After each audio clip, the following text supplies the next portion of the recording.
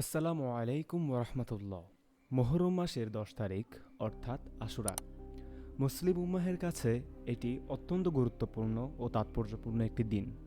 কিন্তু প্রশ্ন হলো, আশুরা কেন এত গুরুত্বপূর্ণ?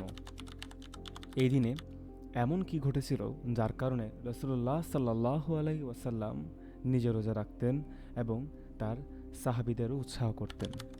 আজকের ভিডিওতে আমরা জানব আশুরার ইতিহাস, এর গুরুত্ব, এই দিনে করণীয় আমল এবং আশুরা থেকে আমরা কি কি শিক্ষা নিতে পারি।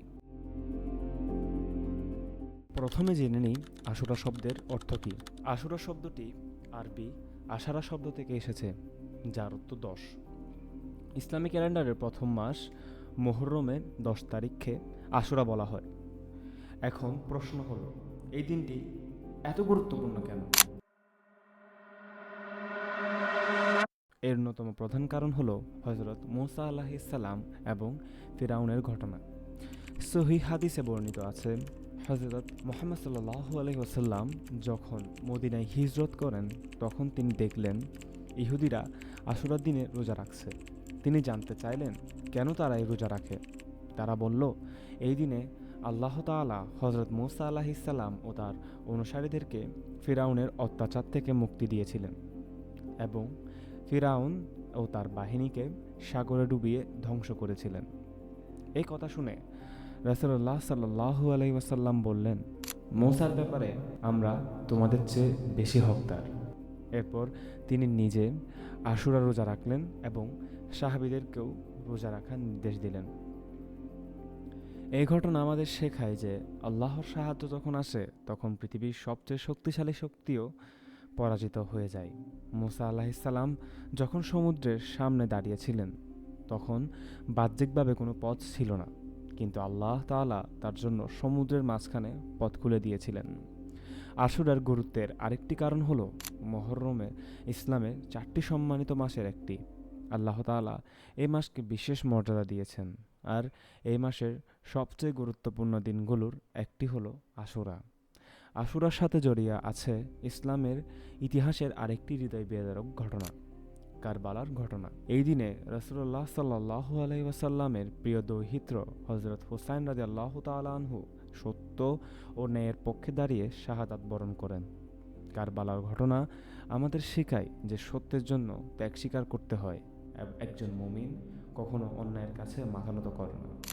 এখন আসি, আশুরার দিনে আমরা কি কি আমল করতে পারি। প্রথম এবং সবচেয়ে গুরুত্বপূর্ণ আমল হলো রোজা রাখা। রাসূলুল্লাহ সাল্লাল্লাহু আলাইহি ওয়াসাল্লাম আশুরার রোজাকে অত্যন্ত গুরুত্ব দিয়েছেন। তিনি বলেন, আমি আল্লাহর কাছে আশা করি যে আশুরার রোজা পূর্ববর্তী ১ বছরের গুনাহের কাফফারা হবে। তাই ৯ ও ১০ মুহররম অথবা ১০ ও ১১ মুহররম রোজা রাখা উত্তম। দ্বিতীয়ত, বেশি বেশি তওবা ও ইস্তিগফার করা। আমরা সবাই ভুল করি, তাই এই দিনে বেশি বেশি আস্তাগফিরুল্লাহ পড়ে আল্লাহর কাছে ক্ষমা প্রার্থনা করা উচিত। তৃতীয়ত, বেশি বেশি দোয়া করা, নিজের জন্য, পরিবারের জন্য, মৃত আত্মীয়ের জন্য এবং সমগ্র মুসলিম উম্মাহের জন্য দোয়া করা উচিত। চতুর্থত, কোরআন তিলাওয়াত করা, আল্লাহর কালাম পড়া এবং এর অর্থ বোঝার চেষ্টা করা একজন মুসলিমের জন্য অত্যন্ত গুরুত্বপূর্ণ আমল। পঞ্চমত, নফল ইবাদত করা, নফল সালাত, জিকির, দুরূদ শরীফ পাঠ এবং অন্যান্য নেক আমলের সময় ব্যয় করা যেতে পারে। এখন প্রশ্ন হলো, আশুরা থেকে আমরা কী শিক্ষা পাই? প্রথম শিক্ষা হলো আল্লাহর উপর পূর্ণ ভরসা রাখা। মূসা আলাইহিস সালামের ঘটনা আমাদের শেখায়, পরিস্থিতি যতই কঠিন হোক না কেন আল্লাহর সাহায্যের ব্যাপারে কখনো নিরাশ হওয়া যাবে না। দ্বিতীয় শিক্ষা হলো সত্যের পক্ষে থাকা। হুসাইন রাদিয়াল্লাহু তাআলা আনহু আমাদের দেখিয়েছেন যে সত্য ও ন্যায়ের জন্য প্রয়োজনে বড় ত্যাগ স্বীকার করতে হয়। তৃতীয় শিক্ষা হলো ধৈর্য ও দৃঢ়তা।